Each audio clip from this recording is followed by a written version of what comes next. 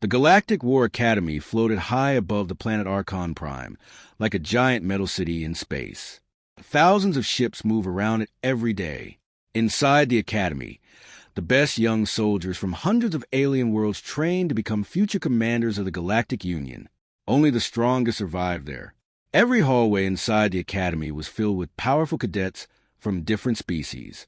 Some were giant reptilian warriors with thick armor-like skin. Others were tall, insect-like fighters with 4 arms built for combat. Some species were famous for strength. Others were known for intelligence or deadly speed. But one thing almost all of them agreed on was simple. Humans were weak. For many years, humans stayed near the lower ranks of the Galactic Union. They were smaller than most species. They had no natural claws, no hard skin, no super strength. Many aliens believed humans only survived because they were lucky. That morning, the main training hall was louder than usual. Cadets stood around the combat arena talking and laughing while waiting for new arrivals. Commander Varese entered the hall with several officers beside him. The room slowly became quiet. Varese was one of the most feared commanders in the Union military. His face carried deep scars from old wars, and his cold yellow eyes made even experienced soldiers nervous. Behind him walked 5 new cadets. The aliens in the room looked bored at first. Then they noticed a human. Whispers immediately spread across the hall. A human? They actually accepted one. This must be a joke. The human walked calmly behind the officers. His gray uniform looked plain compared to the advanced armor worn by the other cadets. A small Earth flag rested on his shoulder. His dark hair was messy, and there was a thin scar near his right eye. He looked older than most cadets. Tired too, Commander Varese stopped near the center of the hall. "These are your new squad members," he said coldly. "You will train together from today." Before he could continue, a loud laugh echoed across the room. The voice belonged to Braca, a giant reptilian cadet nearly 7 feet tall. He stepped forward with a cruel smile. "You expect a human to survive academy training?" Braca asked loudly. Several cadets laughed. Braca walked around the human slowly, like a predator examining weak prey. "He looks like he can barely carry military gear." More laughter filled the room, but the human said nothing. He simply stood there quietly. That only made Braca smile wider. "What's wrong, human?" Braca mocked. "Too scared to speak?" Finally, the human lifted his eyes. "My name is Elias Kane," he said calmly. His voice was quiet, but strangely steady. Braca leaned closer. "Well, Elias Kane," he growled, "this academy breaks weak soldiers." Elias gave a small nod. "Then I should fit in well." The answer confused several cadets. Braca's smile disappeared for a second. Commander Varese suddenly stepped between them. "That is enough," the commander said sharply. Even Braca moved back immediately. Varese turned toward the arena. "Today will begin with combat simulations. Pair selection starts now." The cadets quickly gathered around the digital battle board. Excitement spread through the room as names appeared on the giant screen. Most cadets wanted powerful opponents to prove themselves. Then one name appeared beside Elias Kane. Braca. The entire hall erupted with laughter again. "Poor human. He's dead already. This will be fast." Braca grinned proudly as he entered the combat arena. The heavy metal floor shook slightly under his weight. Elias walked into the arena slowly. No armor, no special weapons, just a standard training uniform. Commander Varese watched silently from above. The simulation countdown began. 3, 2, 1. Braca charged forward instantly like a wild beast. His massive body moved surprisingly fast. The cadets cheered loudly, expecting the human to get crushed immediately. But Elias suddenly stepped sideways. Braca missed him completely. Before the reptilian cadet could react, Elias struck the back of his knee with perfect precision. Braca lost balance. The room became quieter. Elias moved again. Fast. Very fast. He avoided another attack and hit Braca directly in the throat. Braca stumbled backward, shocked. The cheering stopped. Nobody expected the human to survive more than 5 seconds. Now Braca looked angry. He roared and attacked again with full strength. This time Elias did not run. He moved directly toward the giant alien. One movement, one strike, one clean takedown. Braca crashed onto the arena floor, so hard the metal shook. Silence filled the entire hall. Nobody moved. Nobody spoke. The giant reptilian cadet tried to stand, but Elias already had a training blade pressed against his neck. The match was over. Commander Varese stared quietly from above. Some of the officers exchanged nervous looks, because they recognized the fighting style, and that made them uncomfortable. Elias stepped away calmly and helped Braca stand, but Braca slapped his hand away in humiliation. This was luck, Braca growled. Elias simply walked out of the arena without answering. The cadets watched him carefully now. The laughter was gone.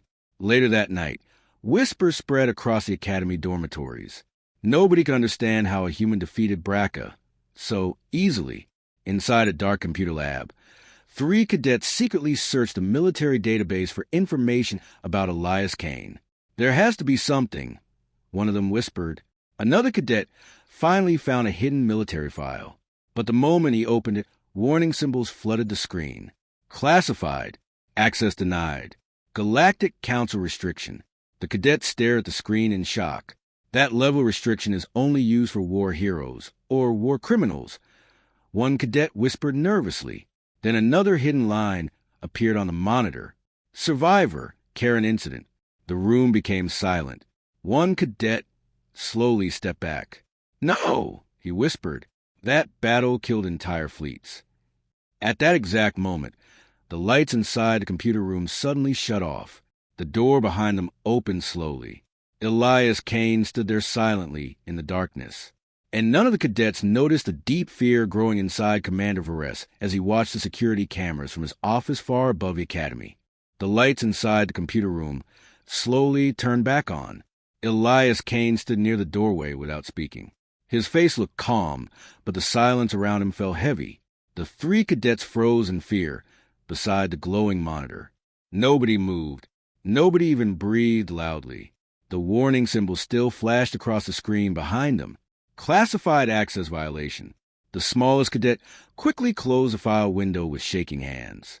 We were only curious, he said nervously. Elias looked at the screen for a moment, then at them. You should stop searching for things that were buried for a reason, he said quietly. His voice was not angry. That somehow made it worse. One cadet forced himself to speak. What happened at Karen? He asked. The room became silent again. For a second, something changed in Elias's eyes. A dark memory. Pain. Regret. But it vanished quickly. You don't want the answer, Elias replied. Then he turned and walked away into the dark hallway. The automatic door slowly closed behind him. The cadets looked at each other nervously. None of them laughed about the human anymore. Not after tonight. Far above the academy, Commander Varese stood alone inside his office. The giant window behind him revealed stars stretching endlessly across space. An officer entered quickly. Sir, the officer said carefully, the cadets access restricted files again. Varese stayed silent. They saw the Karen reference. Still no answer. The officer swallowed nervously. Should we remove the human from the academy? Finally, Varese spoke. No, but sir, I said no. The commander turned slowly toward the window. They have no idea what is really sitting inside this academy. The officer noticed something strange in Varese's voice. Fear, real fear. Meanwhile, deep inside the lower training sectors, Elias sat alone in a small empty room. A weak light flickered above him while old battle scars covered his arms and shoulders. He carefully cleaned a damaged metal dog tag resting in his hand. The name on it was almost erased. For several long seconds, Elias simply stared at it quietly. Then the academy alarm suddenly echoed through the entire station. Warning, unauthorized ship detected. Red emergency lights flooded the corridors. Cadets rushed into hallways in confusion. What's happening? Is this another training exercise? Why are the defense cannons activating? The loudspeaker activated again. All cadets report to Central Command immediately. Inside the massive command center, officers move quickly between glowing holographic screens. Tension filled the room. Commander Varese stared at the main display. A single black warship floated near the academy. It was enormous. Its surface carried deep battle scars, and strange red symbols glowed across its armor. Every officer in the room recognized those symbols instantly. The Varkle Dominion, one of the deadliest military empires in known space. An officer looked terrified. "Only one Varkle ship," he whispered. Another officer shook his head slowly. "That's not a scout ship." The giant vessel suddenly transmitted a signal. The entire command room became silent as a distorted voice echoed through the speakers. "This message is for the human known as Elias Kane." Many cadets nearby looked shocked. The voice continued. "Return the survivor of Karen Station or this academy will be destroyed." Fear spread across the room instantly. Several cadets turned toward Elias, who stood quietly near the back wall. He showed no surprise. That frightened Commander Varese even more. One nervous officer stepped closer to Commander. "How do they know he's here?" he whispered. Varese did not answer, because deep down, he already knew. The Varkle never forgot their enemies, especially not this one. Inside the academy halls, panic slowly spread among the cadets. Some prepared weapons. Others rushed toward escape transports. Rumors exploded everywhere. The Varkle came for the human. Who is Elias Kane? What happened to Karen? Nobody understood the full truth, but everyone could feel something terrible approaching. Later that night, Cadet Lyra sat alone inside the archive chamber. Unlike the others, she was not afraid of Elias. She was curious. The human did not act like a hero. Heroes enjoyed attention. Elias avoided people completely. That meant one thing. Whatever happened in his past still haunted him. Lyra activated an old military archive scanner. "If the official files are locked," she whispered, "then I'll search the forgotten records." The machine scanned thousands of damaged war reports from old conflicts. Most files were corrupted, destroyed, erased. Then suddenly, one hidden recording appeared. "Warning! Damaged combat footage." Lyra opened the file carefully. Static filled the screen at first. Then the image slowly became clear. A burning military station appeared. Explosions shook the corridors. Bodies covered the floor. Alien soldiers ran through smoke, while emergency sirens screamed endlessly. Then Lyra saw him. Elias Kane, younger, covered in blood, holding a rifle in one hand, while dragging a wounded soldier with the other. The footage shook violently as gunfire exploded nearby. An officer's terrified voice echoed to the recording. "Sector 7 has fallen." Another voice shouted, "We lost the defense line." Then someone screamed, "The human is still fighting." The camera turned toward a destroyed hallway. Dozens of Varkle soldiers charged forward. Elias stepped into the corridor alone. What happened next shocked Lyra completely. The human moved to the battlefield like a machine built only for war. Fast, cold, precise. Every movement was deadly. One Varkle after another fell before reaching him. The surviving soldiers actually retreated from one human. The footage suddenly froze. Then the screen went black. Lyra sat frozen in silence. Her hands trembled slightly. "That's impossible," she whispered. The Academy records always described humans as physically weaker species. But the man in that footage looked terrifying. Not because of strength, because of experience. The kind of experience only born from surviving hell itself. Suddenly, a quiet voice came from behind her. "You shouldn't watch that."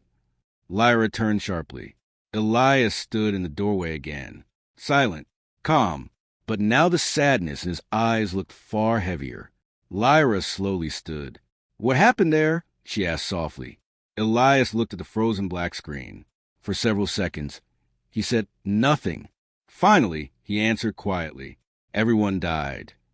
The simple words felt colder than any scream. Before Lyra could speak again, the entire academy suddenly shook violently. Warning alarms exploded across every hallway. Emergency lights flashed red. A frightened officer's voice echoed through the loudspeakers. "Warning! Multiple warp signatures detected." The Varkle ship outside was no longer alone. One by one, massive warships began appearing from hyperspace around the academy. An entire invasion fleet. and every weapon on those ships pointed directly at the station. Red emergency lights flashed across every corridor of the Galactic War Academy. The peaceful training station had transformed into a battlefield within minutes. Outside the giant observation windows, dozens of massive Varkal warships surrounded the Academy like hungry predators closing around wounded prey. Their black armor blocked the stars themselves. Fear spread quickly among the cadets. Many had studied the Varkal Dominion in military history classes. Entire planets had surrendered after hearing their name alone, but this situation made no sense. The Varkal did not invade for territory. They came for one human. Inside the command center, officers rushed between holographic screens while warning sirens screamed endlessly. Enemy fleet count rising. Defense cannons charging. Shields dropping below 70%. Commander Vares stood near the center platform with a hard expression, but sweat slowly rolled down his forehead. One young officer looked confused. "Sir, why would the Varkal risk a full war over a single cadet?" Vares stayed silent for several seconds. Then he answered quietly, "Because they remember him." The officer frowned. "Remember what?" Before Vares could answer, the main communication system activated again. The deep, distorted voice of the Varkal commander filled the room. "Attention, Galactic Academy." The room became silent immediately. "Deliver Elias Kane to us peacefully." A giant hologram suddenly appeared above the command center. The image showed the Varkal commander sitting inside a dark war chamber. He was enormous, even by Varkal standards, covered in scars and old burn marks. One side of his face was mechanical. His cold eyes burned with hatred. "We did not come to fight your academy," the commander growled. "We came to finish an old war." Every cadet nearby slowly looked toward Elias. The human stood near the back wall, quietly with his arms crossed. No fear, no panic. That calmness disturbed everyone more than the enemy fleet outside. Commander Vares stepped forward. "This academy is under protection of the Galactic Union," he said firmly. "Leave immediately." The Varkal commander laughed softly. A dark, humorless laugh. "You still do not understand who you are protecting." The hologram suddenly changed. Old battlefield footage appeared above the room. Destroyed cities, burning ships, dead Varkal soldiers covering entire streets. Then one image froze on the screen. A single human soldier walking through smoke. Elias Kane, younger, blood covering half his face, holding an assault rifle while explosions burned behind him. Several cadets gasped quietly. The Varkal commander pointed toward the image. That human slaughtered entire battalions on Karen Station. Silence filled the command room. He turned defense corridors into graveyards. Our soldiers feared entering dark rooms because they believed the human was waiting inside. The commander's mechanical eye glowed brighter. "We sent 500 warriors into Karen Station." His voice became colder. Only 19 returned. The room fell frozen. Nobody spoke. Nobody even moved. The Varkal commander stared directly at Elias through the hologram. "You are not a soldier." He leaned closer slowly. "You are a monster created by war." The transmission ended instantly. Darkness filled the hologram chamber again. Several cadets stepped away from Elias without realizing it. The silence fell heavy. Finally, one cadet whispered nervously, "Is it true?" Elias looked toward the giant window where enemy ships floated outside. "Yes." The simple answer terrified them more than any lie could. Meanwhile, deep inside the academy hangars, military crews prepared fighters and defense drones for combat. The station shields continued weakening under constant Varkal pressure. The academy was not designed for full war. It was a school, and everyone knew it. Cadet Lyra searched through more hidden records inside the archives while panic spread across the station. She needed answers, because none of this matched the stories told about humans. The files she opened became darker and darker. Battle reports, emergency recordings, casualty numbers, entire military squads erased during the Karen conflict. Again and again, one name appeared, Elias Kane. But something strange caught her attention. The reports never described Elias as aggressive. Instead, every surviving officer wrote similar words: held defensive line, protected evacuation routes, stayed behind voluntarily. Lyra frowned. This did not sound like a monster. It sounded like someone trying desperately to keep people alive. Then she found the final surviving audio log from Karen Station. The recording began with screaming alarms. An exhausted female officer spoke through static. "This is Commander Celine, reporting from Karen Defense Sector." Explosions echoed loudly behind her. "We have lost communications with Central Command." Gunfire erupted nearby. Then another voice shouted in panic. The Varkle breached the final corridor. The officer continued breathing heavily. "Evacuation ships are still loading civilians. Someone must hold the defense line." Several seconds of silence passed. Then another calm voice answered. "I'll stay." Lyra instantly recognized Elias. The officer sounded shocked. "Kane, you can't survive that." Elias replied quietly, "I know." The recording ended there. Lyra sat frozen. For the first time, she understood something important. The Varkle did not fear Elias because he loved violence. They feared him because he survived impossible odds. Again and again. Meanwhile, inside the lower weapons storage room, Elias prepared military gear alone. He loaded magazines carefully and checked an old combat knife covered with scratches. The academy officers nearby watched him nervously. One young guard finally gathered enough courage to speak. "Were you really alone on Karen for 30 days? Elias paused. 27. The guard swallowed hard. "How did you survive?" Elias looked down quietly while attaching armor plates to his uniform. "I stopped thinking about survival." Before the guard could ask more, the station suddenly shook violently. A massive explosion echoed across the academy. "Warning! Outer defense ring destroyed." Another explosion followed immediately. Cadets screamed inside nearby corridors as lights flickered wildly.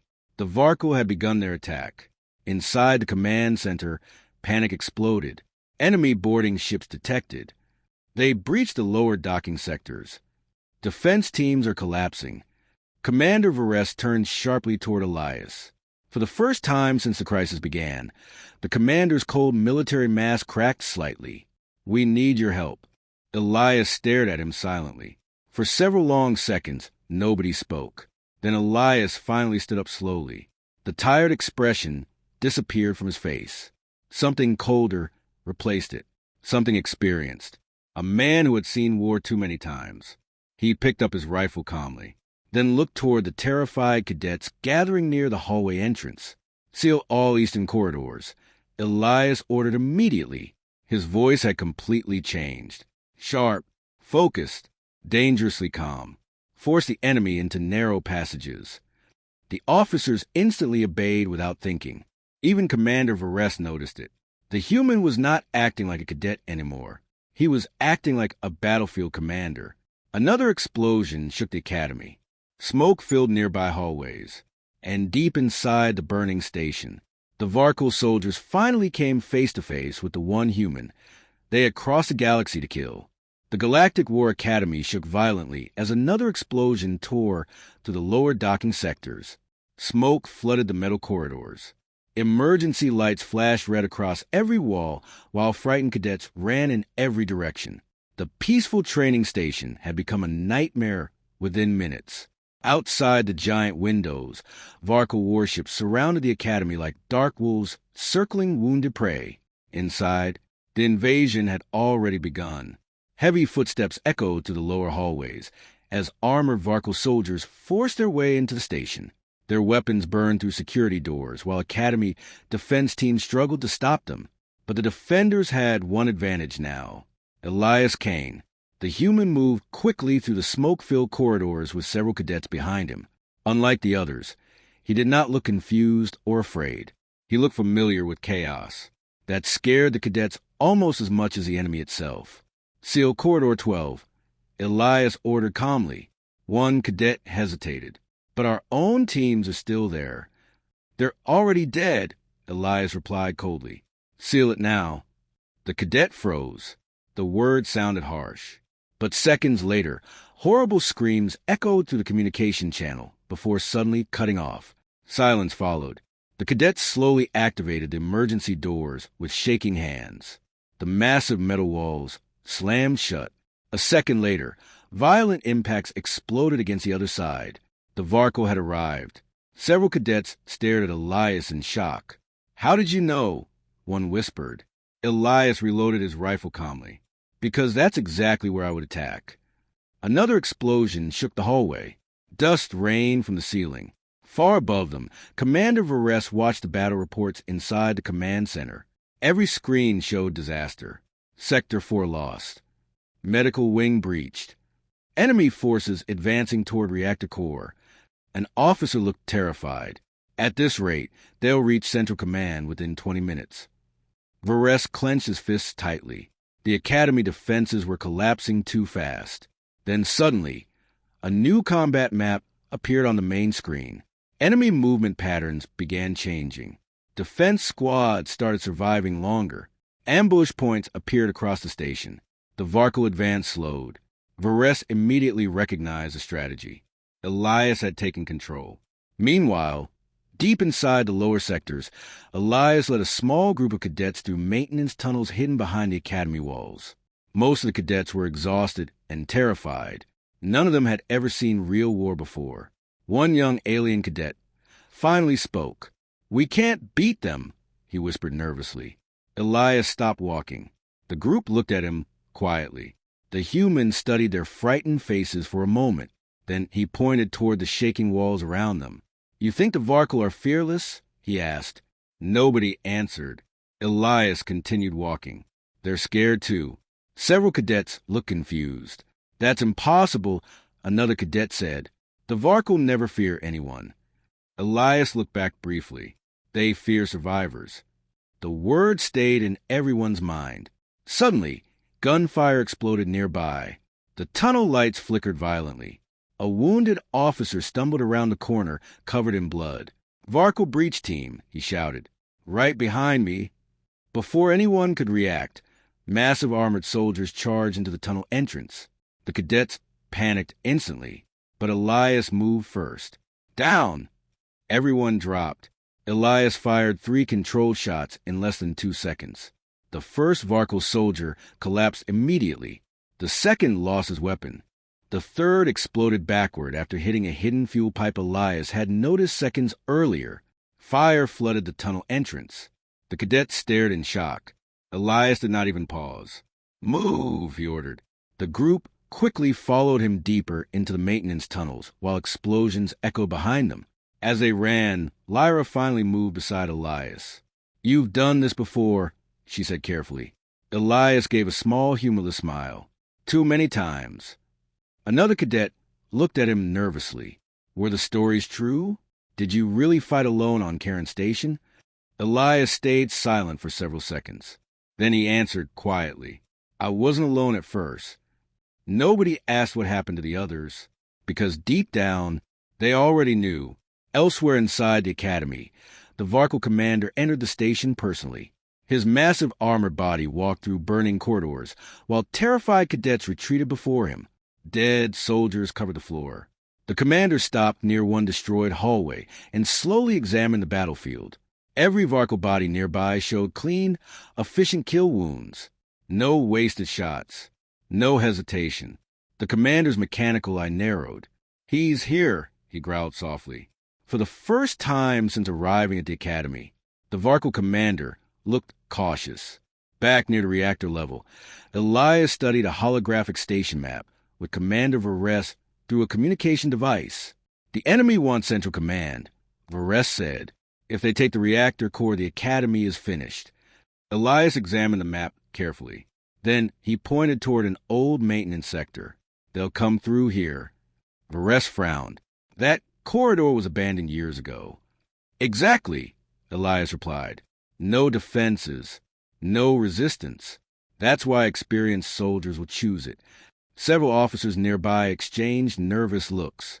Every prediction Elias made so far had been correct. Vares lowered his voice slightly. "You know them too well." Elias's expression darkened. "They taught me." Suddenly, the station lights failed for several seconds. Darkness swallowed the hallway. Then emergency backup lights activated weakly. A frightened cadet whispered, "What if we lose?" Nobody answered immediately. Then Elias finally spoke. "You keep fighting anyway." The simple words somehow calmed the room more than any speech could. Minutes later, the final defensive line formed near the reactor core. Dozens of cadets prepared weapons nervously behind barricades. Smoke drifted to the corridor, while alarms screamed endlessly above them. Many hands shook. Some cadets quietly cried. This was not training anymore. This was survival. Then heavy footsteps echoed from the darkness ahead. Slow, massive, the Varkle were coming. Elias stepped forward calmly and loaded fresh ammunition into his rifle. The cadets watched him silently, not as a weak human anymore, not as a strange outsider, but as the only person there who truly understood war. The hallway lights flickered again. Huge armored figures slowly emerged through the smoke. The Varkle invasion force had arrived. Then the giant Varkle commander himself stepped forward from the shadows. His mechanical eye locked directly onto Elias. For several long seconds, both veterans stared at each other across the ruined corridor. Two survivors from the same nightmare. Finally, the commander spoke in a deep, cold voice. "Karen should have killed you." Elias slowly raised his rifle. "Yeah," he answered quietly. "It almost did." The ruined corridor near the reactor core became completely silent. Smoke drifted slowly through the broken lights above, while sparks rained from damaged ceiling panels. Dead soldiers covered the metal floor. On one side stood the frightened Academy cadets. On the other side stood the Varkle invasion force. And between them, Elias Kane, the giant Varkle commander, stepped forward heavily, his mechanical eye glowing bright red through the smoke. "Karen should have killed you," he repeated coldly. Elias kept his rifle raised. "Yeah," he answered quietly. "It almost did." The commander slowly removed a massive energy blade from his back. The weapon hummed dangerously inside the dark corridor. Several cadets stepped backward nervously. The Varkle commander pointed the blade toward Elias. "You destroyed entire battalions." Elias said nothing. "You burned our fleets." Still silence. The commander's voice became darker. "You made soldiers fear the dark itself." For the first time, Elias lowered his eyes slightly. "Good," he replied quietly. The answer shocked everyone nearby. Then suddenly, the Varkle attacked. The corridor exploded into chaos. Heavy plasma fire slammed into Academy barricades, while cadets screamed and returned fire desperately. Explosions shook the walls as smoke filled the air. But Elias moved differently from everyone else. Calm, focused, precise. He fired short control bursts while moving between cover like someone who had lived inside battlefields for years. Every shot mattered. Every movement had purpose. A Varkle soldier charged toward him with a combat axe. Elias sidestepped at the last second and drove his knife directly through a weak point in the armor. Another enemy appeared behind him. Without even turning fully, Elias grabbed a fallen rifle and fired backward instantly. The cadets could barely follow his movements. It did not look like normal combat. It looked like survival burned into muscle memory. Meanwhile, Lyra helped wounded cadets behind the defense line, while secretly watching Elias. Now she understood why the Varkle feared him. Not because he was stronger, because he never stopped, even under impossible odds. The battle grew worse every minute. More enemy soldiers poured into the corridor, while Academy defenses slowly collapsed. Commander Vares shouted through the communication system, "Reactor shields failing." An officer's panicked voice answered, "They'll reach the core in minutes." The Academy was losing. Then the Varkle commander entered the battle personally. His massive energy blade tore through barricades like paper. Several cadets were thrown aside instantly. Fear spread to the defenders. The commander walked directly toward Elias through gunfire without stopping. "You survived, Karen," he growled. "But you will not survive me." Elias slowly dropped his empty rifle. The corridor became quieter. Even the battle around them seemed distant for a moment. The human removed his combat knife slowly. Old scratches covered the blade. Years of war carved into metal. The Varkle commander charged first. The giant blade crashed downward hard enough to split the floor open. Elias barely avoided it. Sparks exploded everywhere. The commander attacked again and again with brutal strength, while Elias dodged by inches through the narrow corridor. The cadets watched in shock. No academy training could prepare someone for this kind of fight. This was not skill alone. This was experience earned through pain. During the fight, the commander suddenly laughed darkly. "You still carry guilt," he said. Elias froze for half a second. The commander noticed immediately. "You remember their faces." Another attack slammed Elias against the wall. "You remember every soldier who died following you." Elias blocked another strike with his knife, breathing heavily now. The commander leaned closer. "Tell them the truth, human." His mechanical eye glowed brighter. "Tell them how your unit died on Karen." The corridor became silent again. Even the surviving cadets listened carefully. Elias looked away briefly, and for the first time, real pain appeared on his face. They were evacuating civilians. Elias said quietly. The commander smiled cruelly. "And you stayed behind." Another strike crashed into the wall beside Elias's head. "You ordered your own squad to leave you." The commander's voice echoed through the corridor, but they refused. Several cadets slowly realized the truth. Elias had not abandoned his team. His team stayed to protect him, and they all died because of it. The commander attacked again. "You survived because they sacrificed themselves." The words hit harder than the blade itself. For a brief second, Elias stopped moving. Memories flashed through his mind. Burning corridors, screaming alarms, friends dying one after another, voices calling his name through smoke and gunfire, the same nightmare repeating for years. The commander raised his blade for the final strike. But suddenly, Elias moved, fast, faster than before, not with anger, with something colder. Acceptance. He stepped inside the commander's attack range and drove the combat knife directly into the mechanical side of the Varkel's chest. The commander froze. Shock filled his eyes. Elias leaned closer slowly. "You're wrong," he whispered. The commander coughed dark blood. "I didn't survive because they died." Elias pushed the blade deeper. "I survived, so their sacrifice meant something." The Varkel commander collapsed heavily onto the floor. Silence filled the corridor. The remaining Varkel soldiers stared in disbelief. Their leader was dead. Then, slowly, the surviving invaders began retreating, one by one, until only smoke and bodies remained inside the ruined hallway. The academy defenders stood frozen. Nobody cheered. Nobody celebrated, because the man standing before them no longer looked like an ordinary soldier. He looked like someone shaped entirely by war. Elias slowly sat against the damaged wall, breathing heavily. Blood covered his hands and uniform. Lyra carefully approached him. "You saved everyone," she said softly. Elias looked toward the destroyed corridor quietly. "No," he answered weakly. "I just delayed the dying." Before Lyra could respond, emergency transmissions suddenly spread across every military channel in the galaxy. Priority message. Confirmed Varkel retreat. Threat level ended. Then a final line appeared across the command screens. "The ghost of Karen is alive." And across distant star systems far beyond the Academy. Old enemies began paying attention once again. The Galactic War Academy was finally silent. No more explosions. No more gunfire. Only smoke drifting slowly through destroyed corridors and the sound of damaged machines sparking in the darkness. The battle was over, but the scars remained everywhere. Broken walls, burned metal, destroyed training halls, and bodies covered with emergency blankets lined the hallways where young cadets once laughed and trained. Rescue teams moved through the station carrying the wounded, while repair drones slowly rebuilt damaged systems. Near the reactor core, the surviving cadets stood quietly together. Nobody spoke much anymore.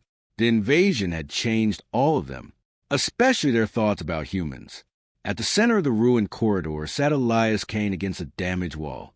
His uniform was torn apart, and blood covered one side of his face.